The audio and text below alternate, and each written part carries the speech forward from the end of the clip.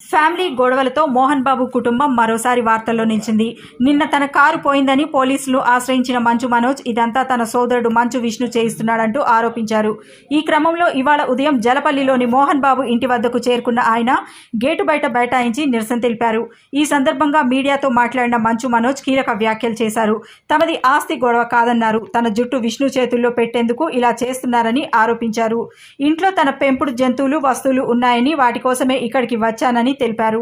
తనకు ఈ ఆస్తి వద్దని ఎప్పుడో తండ్రికి చెప్పానని, ఇది ఆస్తి గొడవ కాదని చెప్పారు. ఇప్పుడు తన ఇంట్లోకి తాను వెళ్లడానికి అనుమతి కావాలని పోలీసులు అడుగుతున్నారని, మోహన్ బాబు చెబితేనే లోపలికి పంపిస్తామంటున్నారని మనోజ్ తెలిపారు. కోర్టు నోటీసులతో వచ్చినా లోపలికి పంపించడం లేదని, తమ సమస్యను పరిష్కరించాలంటూ సీఎం రేవంత్ రెడ్డికి మనోజ్ విజ్ఞప్తి చేశారు. మేము వీళ్ళ సైడ్ నుంచి ఏం కోరట్లేదు, ఏది అడగట్లేదు. ఫస్ట్ నుంచి I'm very clear about it. కావాలన్నీ ఇది ఫ్యామిలీ గొడవగా మార్చి మార్చి మార్చి అందరినీ పిచ్చోలు చేయడం తప్ప ఇంకేది లేదు. సో పాత విషయాలు పక్కన పెడితే మార్చ్ 27 మీకు ఆర్డర్ చెప్పేస్తాను క్లుప్తంగా. మార్చ్ 27 నేను పాడి షరీఫ్ సిఐ గారికి ఫోన్ చేశాను, 100కి డైల్ చేశాను. ఎందుకంటే నాకు మనుషులు జమ అవుతున్నారు ఇంటి బయట. సార్ నేను నా భార్య పిల్లలు ఉన్నాం, ఇక్కడ వద్దన అటాక్ అవుతుంది, మాకు టాక్స్ వస్తున్నాయి, దయచేసి మాకు ప్రొటెక్షన్ ఇవ్వండి అని 100 చేయడం జరిగింది. ఆ నైట్ కూడా సిఐ గారు పంపించి మమ్మల్ని ఇంటి బయటికి రమ్మన్నారు. నేను మేమెందుకు సార్ ఇంటి బయటికి రావాలని క్వశ్చన్ చేసి మీరు రాలేదు. ఆ నెక్స్ట్ రోజు మార్నింగ్ కూడా పోలీసులు ఉన్నారు, నేను షూటింగ్ వెళ్ళడం జరిగింది, నేను ఇక్కడ ఉండడం జరిగింది. ఏప్రిల్ 1న నేను ఇక్కడ ఏప్రిల్ 2కి మేము బర్త్డే చేసుకుందామని మేము మా వరకే చేసుకుందాము, ఈ దీంట్లో ఈ గోల్లో అందరినీ పిలుచుకొని ఇది ఒక్కర్లేదు, ప్రశాంతంగా పాపతో టైం స్పెండ్ చేసుకుందాం అన్న భావతో చేసుకుందాం అనే ఉద్దేశంతో ఎవరిని పిలుచుకోకుండా మేము చేసుకుందాం అన్న టైంలో 1వ తారీఖు పొద్దున 1వ తారీఖు ఆ ముందు రోజు రాత్రి మేము వెళ్ళి సరే ఓకే ఇక్కడ వద్దు జైపూర్కి వెళ్ళిపోదాం, ఇక్కడ ఉంటే ఇవన్నీ ఎందుకు హెడ్ఏక్ అని మేము 4 టికెట్లు బుక్ చేసుకొని వెళ్దాం అనుకునే టైంలో మా అమ్మ అందరికి ఇన్ఫామ్ చేసి వెళ్తున్నామని. నేను వారం ముందు కూడా మా అమ్మగారికి కూడా క్లియర్గా చెప్పేశాను, నాకు విష్ణుకి ఏం కావాలో అన్నీ చేసుకోమన్నమా, నాకు అక్కడ లేను. నేను నా వైఫ్ నా భార్య కూతురి బర్త్డే సందర్భంగా మేము ప్రియాంప్ ఇచ్చేస్తాం, మాకు మీ ఆస్తి లేదు, ఇది ఆస్తి గొడవే కాదు, మా నాన్నగారికి ఎప్పుడో పెట్టేశాను, నాకు ఆస్తి వద్దు నాన్న, మీది ఆస్తి వద్దు, కానీ పిల్లల భవిష్యత్తుకు మీకు సంబంధం లేదా, అది దట్ ఈస్ ఎందుకంటే స్టూడెంట్స్ నమ్ముకొని వచ్చారు, వాళ్ళు నమ్ముకొని వచ్చారు, అక్కడ స్టార్ట్ అయ్యేంత దూరం వచ్చింది. అది ఈ రోజు నాకు ఆశ్చర్యం ఏంటంటే సిఐ గారు మీరు ఇక్కడ ఉండట్లేదు కదా అన్నాడు నాతో. సార్ అయితే మార్చి 27 మీకు ఫోన్ చేశాను కదా సార్, ఇక్కడే కదా ఉన్నాను, మీరే కదా ప్రొటెక్షన్ ఇచ్చారంటే సైలెంట్ ఉంటాడు. ఆయన స్క్రీన్ షాట్స్ రికార్డింగ్స్ అన్ని కూడా మీకు ఇమ్మన్నాడు, ఆయన పర్మిషన్స్తో మీకు ఇవ్వబోతున్నాను. అండ్ 1వ తారీఖున పొద్దున నేను ప్రెస్ బృందానికి లింక్ పంపించాను, వీళ్ళకి ఆల్రెడీ పంపించాను. ఏప్రిల్ నుంచి అప్పుడు డిసెంబర్ 8 స్టార్ట్ అయిన గొడవలకి ఈ రోజు వరకు ఒక్క ఛార్జ్ షీట్ ఫైల్ చేయలేదు. ప్రూఫ్స్ ఇచ్చాను, కత్తులు గన్నులతో కొట్టరా అని చెప్పి మా మీదకి వచ్చారు, కర్రలతో వచ్చారు, గన్నులు తీశారు. ఇవన్నీ ప్రూఫ్ సిఏ దగ్గర ఉన్నాయి, అన్నీ ఉన్నాయి, మీకు చార్ట్ హిస్టరీ నేను ఇస్తాను.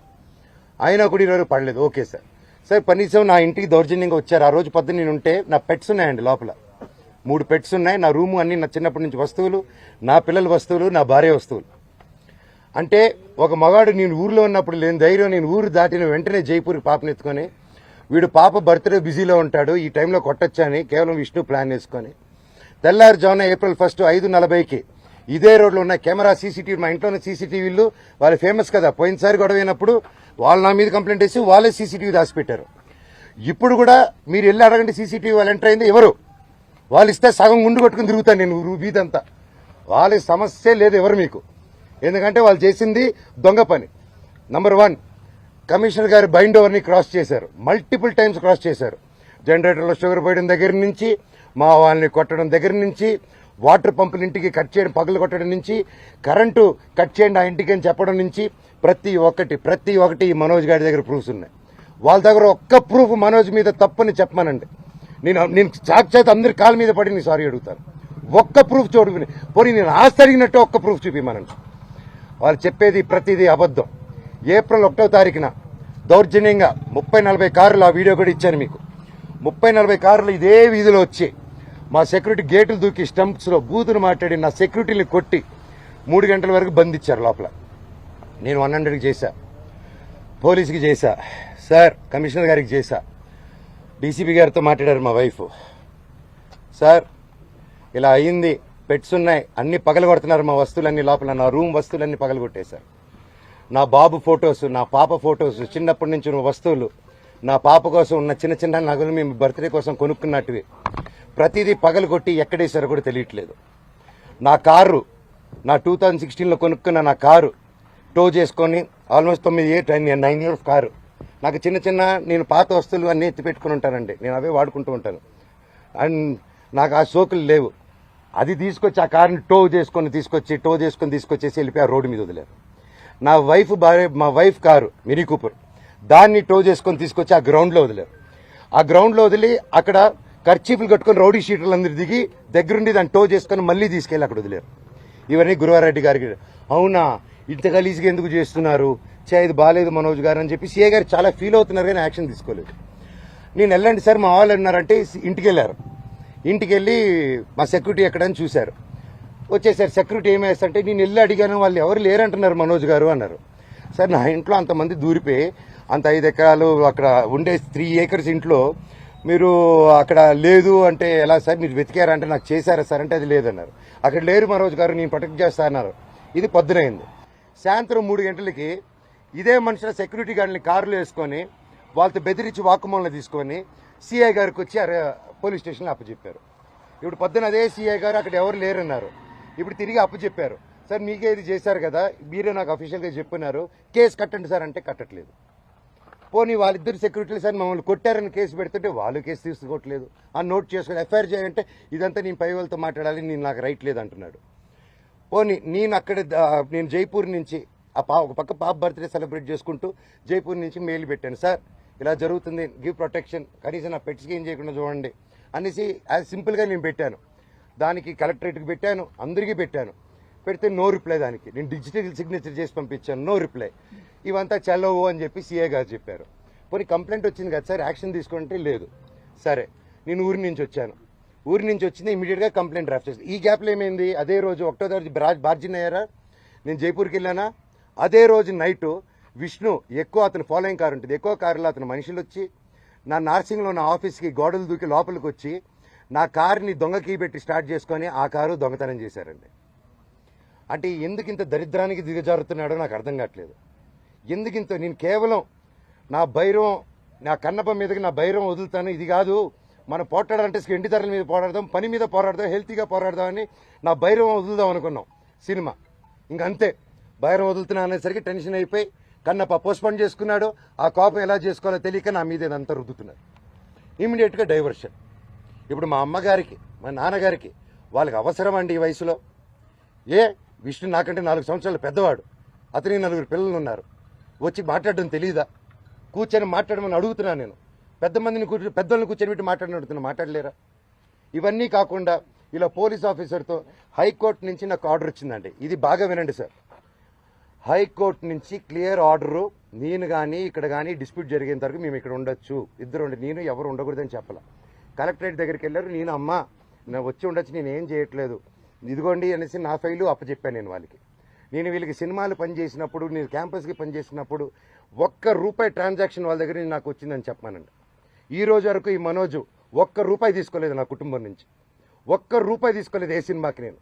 నేను బయట ప్రొడక్షన్ హిట్ కొట్టి బయట ప్రొడక్షన్లో చేసుకొని ఒకటి హిట్ కొడితే చాలు తీసుకొచ్చి ఇక్కడ లాక్ చేసేసాడు. విష్ణు కంపెనీలో 25 filmsలో నువ్వు చేయాలి, నువ్వు ఇప్పుడు ఆడగట్ట పేసుకొని చేయకపోతే విష్ణు కెరీర్ నిలబడదురా, నువ్వు ఆడగంటే అంటే నాకు కంఫర్టబుల్ లేదు, ఇప్పుడు I'm not ready for lady getup అన్నప్పుడు అంటే సెంటిమెంట్గా కూర్చొని పెట్టి, లేదు విష్ణు కెరీర్ నీ చేతిలో ఉంది అని నిలబెడదాం హీరోగా, నువ్వు ఒక పర్ఫార్మెన్స్ నువ్వు కామెడీ చేస్తావు అంతా నువ్వు చేయి అంటే అన్న కోసం అమ్మాయి గెటప్ కూడా వేసుకొని యాక్ట్ చేశానండి.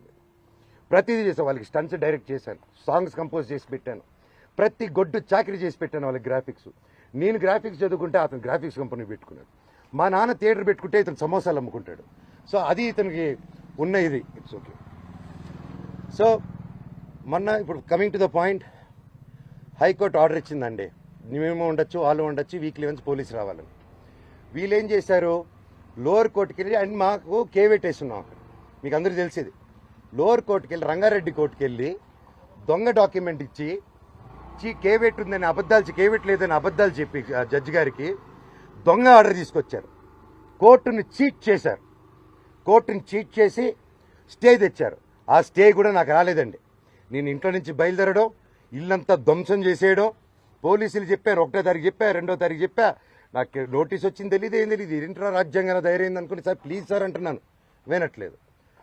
3వ రోజు నేను ఇక్కడికి వచ్చిన సార్ ఏం జరుగుతుందంటే మీ మీద ఆర్డర్ వచ్చింది సార్ అన్నాడు. ఆర్డర్ ఏంటి సార్, స్టే ఎందుకు వస్తుంది, కేవిట్ ఉంది సార్ హైకోర్టులో, ఆర్డర్ ఎలా వస్తుంది సార్ అన్నాను. ఇదిగోండి అంటే మేము కనుక్కుని, మాకు ఎవరు పంపించలేదు, పోస్ట్ రాలేదు, ఏం రాలేదు, ఒకసారి కనుక్కోండి. సో ఆర్డర్ రాలేదు మాకు. ఇది రాగానే నేను ఛాలెంజ్ చేశాను కోర్టుది. 15th కేసారు. నేను లేదండి ఇది అర్జెంటు, మీకు ఏదో చీటింగ్ జరిగింది అక్కడ, we want to prove it అని. నేను ఆ ఆర్గ్యుమెంట్ జరిగింది, వీ ప్రూవ్డ్ ఇట్ రైట్. కోర్టులో అక్కడ ఎవరో వీళ్ళు తప్పుదారి పెట్టించి కోర్టుకి చెప్పారు. జడ్జి గారు చెప్పి మమ్మల్ని కోర్టుని చీట్ చేస్తారని తిట్టి అవతల వాళ్ళని కూడా ఈయన మీద వేసిన ఆర్డర్ నేను వెకేట్ చేస్తున్నానని తీసేశారు. సో ఒరిజినల్ హైకోర్టు ఆర్డర్లో ఉంది. ఇప్పుడు నేను ఇక్కడికి వచ్చాను, మా ఇంట్లో ఎవ్వరూ లేరు, మొత్తం anti social elements, rowdy sheeters, police లాఠీలు పెట్టుకొని ఈ అమ్మ ఫోటోలు తీసింది. ఈ అమ్మాయిని ఆపేస్తే మీరు ఎవరు రాలేదు, అమ్మ నా బెండెక్కమ్మ అని చెప్పి ఎక్కించుకొని తీసుకెళ్ళాను. ఈ తల్లిని తీసుకెళ్లిన తర్వాత తల్లి వీడియోలు తీస్తుంది. సిఐ వచ్చారు. సిఐ వచ్చేసి పాప మీద పట్టుకొని తోయడం, పోలీసు అంటే నేను అడ్డుపడిపోయాను. నా ముందు చేయకండి సార్, నా ముందు చేయకండి అని చెప్పేసి అడ్డుపడిపోయి పెళ్ళుమిల్లు ఇంకో టీవీ ఇంకో ఆయన వచ్చి లాగేశారు. అంటే మోహన్ బాబు గారు ఇంటి దగ్గరికి వస్తే ప్రెస్ అయినా కొడతారు, పోలీసులైనా వచ్చి ప్రెస్ని కొట్టేస్తారు. నాకు అర్థం కాలేదు. ఐఎమ్ రియలీ సారీ, నా కోసం వచ్చి నా వల్ల మీకు అదైనందుకు ఐఎమ్ రియలీ సారీ తల్లి. ఒక అన్నగా నేను ఎప్పుడు ఉంటాను, ఐఎమ్ సారీ. అయ్యో లేదన్నా, మా డ్యూటీ మేము చేస్తామన్నా. బట్ మీరు అంత గట్టిగా పోరాడారు, నిలబడారు, థ్యాంక్ యూ సార్. తప్పు లేనప్పుడు మిమ్మల్ని ఎందుకు సార్ ఆపుతున్నారు అక్కడ రాకుండా? నేను రమ్మంటున్నాను ప్రెస్ని, నేను ఎక్కడికైనా వచ్చి మాట్లాడుతుంటున్నాను, ఎందుకు ప్రెస్ని రానియట్లేదు? నేను ఒకటే అడిగాను సార్, హైకోర్టు ఆర్డర్ ఇదిగోండి, మీకు కూడా షేర్ చేశాను సార్, మీకు వచ్చేసి ఉంటుంది ఈ పాటికి. హైకోర్టు ఆర్డర్ ఇచ్చాను, లోవర్ కోర్టుది చీటింగ్ చేశారు, కమిషనర్ గారు బాండు, ఇవి 3 ఉన్నాయి, ఇవి చల్లవంటాడు. పోనీ రాసి ఉండంటే మీరు రాయకూడదు అంటారు. పోనీ ప్రెస్కి చెప్పమంటే మేము చెప్పమంటారు. సరే ఏ అధికారంతో నా ఇంట్లో మీ ఇంటికి వెళ్ళేదని మీకు ఆర్డర్ కావాలంటాడు. మీరు ఇంటికి వెళ్ళేదని మీరు ఆర్డర్ తీసుకుంటున్నారు సార్ అని. లేదు మీ నాన్న చెప్పాలి మాకు అంటున్నారు. సార్ అది కోర్టులో ఉంది సార్, మీరెందుకు మా నాన్న మాట వింటున్నారు, మీరు కోర్టు మాట వినాలి కదా సార్ ఏసీపీ గారు అంటున్నాను. లేదు సీఏ గారు ఏసీపీ గారు లేరు, మోహన్ బాబు గారు చెప్పాలి అంటున్నారు. సార్ ఇది ఎక్కడ సార్, ఇంటి లోపల మా నాన్న లేరు, ఎవరు లేరు, మా పెట్స్ ఉన్నాయి, 25 మంది రౌడీ షీటర్లు ఉన్నారు. నేను డ్రోన్ పంపిస్తాను సార్ చూడండి సార్ అంటే పంపించద్దు, మేము చూడకూడదు. పోనీ నేను ఇక్కడ ఉంటాను సార్, మీరు లోపలికి వెళ్ళిన పెట్స్ నేను కుక్క పిల్లలన్నీ ఇచ్చేయండి సార్, తీసుకెళ్ళిపోతాను. 3 ఉన్నాయి సార్, వాళ్ళు నీళ్లు పెడుతున్నారు, ఏం పెడుతున్నారు, ఎండాకాలం మేము చూసుకుంటాను సార్, పిల్లల్లా పెంచుకుంటాం వాటిని. మేము నా కారు మీరు వెళ్ళి తండ్రి సరే దండం పెట్టుకున్నాను, కాలు పట్టుకుంటాను సార్ అన్నాను. నేను కళ్ళల్లో నీళ్ళు వచ్చేసింది, ఆ పెట్స్ వచ్చేసి గేటు సందుల్లో. మీకు సార్ సింపుల్ అడుగుతున్నాను సార్, సీఎం రేవంత్ రెడ్డి గారిని, బట్టి విక్రమార్క గారిని, ప్రతి ఒక్కరిని, లీడర్స్ని, పోలీస్ డిపార్ట్మెంట్ని, కోర్టులని, కలెక్టరేట్ని, హ్యూమన్ రైట్స్ని, ఇది అన్యాయం అండి. కోర్టు ఆర్డర్లతో వచ్చినా కూడా అలో చేయట్లేదు, గొడవ జరగలేదు, నా ఇంటికి వెళ్తుంటే నన్ను అలో చేయట్లేదు. దీనికి పరిష్కారం ఏంటో చెప్పండి సార్ నాకు, అంతే అడుగుతున్నాను. నాకు సిఏ గారు ఏసీపీ గారు నన్ను ఎందుకు ఈరోజు అలో చేయలేదని మాత్రం నాకు ఒక లెటర్ ఇస్తే నేను వెళ్ళి జడ్జికి పెట్టుకుంటాను సార్. హైకోర్టులో మీరు ఇచ్చింది నన్ను పంపిరంట, లోవర్ కోర్టులో ఇచ్చింది పంపిరంట, మీరు బైండ్ ఓవర్ ఇచ్చింది నాకు వర్తిస్తుంది, విష్ణుకి వర్తించిందంట. విష్ణుకి 25 మంది సెక్యూరిటీ వాళ్ళు పెట్టుకోవచ్చు సార్, మేము ఎలా అడుగుతాం అంటున్నారు. ఆ వీడియోలన్నీ నా సెల్ ఫోన్లో ఉన్నాయి, నా సెల్ ఫోన్లో తీస్తుంటే వాళ్ళని వచ్చి లాక్కుంటున్నారు. ఇప్పుడు ఆస్తి గొడవలు కాదంటున్నారు కదా మనోజ్ గారు, అసలు ఏంది దేనికి నా తల్లి మీద నా పిల్లల మీద ప్రమాణం చేసి చెప్తున్నాను, ఏ రోజు నేను ఆస్తి అడగలేదు, నా భార్య కూడా ఆస్తి అడగలేదు. మా 2 పక్కల ఆస్తి గురించి మేము ఏ రోజు సంభాషణ తీయలేదు. మాకు దొంగ సిగ్నేచర్లు పెట్టారు, ఫ్రాజరీలు చేశారు, మేము ఫ్రాజరీ కేసులు కూడా వేయలేదు. మేము వాళ్ళ కర్మకు వాళ్ళు పోతారు, కర్మ సిద్ధాంతాన్ని నమ్ముకొని ఉంటాం. అర్థమైందండి? ఎందుకు అసలు గొడవ దేనికి అవుతుంది, కారణం ఏంటిది? ఇప్పుడు కుళ్ళండి, చిన్నప్పటి నుంచి నేనంటే కుళ్ళు. నా జుట్టు విష్ణు చేతికి వెళ్ళాలి, నా జుట్టు మనోజ్ జుట్టు నా చేతికి కావాలి నాయన అంటే, సరే బిడ్డ వాడి జుట్టు నీకు ఇస్తారని నేను మాట ఇచ్చారు. అంతకు మించి నేను అది ఇవ్వట్లేదు. క్యాంపస్ అడిగాను, చేసే మనీ స్విండలింగ్ గురించి అడిగాను, ఆ డబ్బు విష్ణు చేసే దొంగతనాల గురించి అడిగాను, పిల్లల దగ్గర దోచుకునే దాని గురించి అడిగాను, లోకల్ ప్రజలను దోచుకునేది అడిగాను, ప్రూఫ్లు హ్యాండ్ ఓవర్ చేశాను, అన్నీ చేస్తున్నాను సార్. దయచేసి నన్ను ఎందుకు మాట్లాడే స్కోప్ ఇవ్వట్లేదు. కోర్టు ఆర్డర్ ఉన్నా నన్ను ఎందుకు అలో చేయట్లేదు అక్కడ అడగండి సారీ పోలీసులు మళ్ళీ ఛార్జ్ ప్రెస్ షీట్ మీట్ వేయలేదు ఇస్తాను. అంటున్నారు.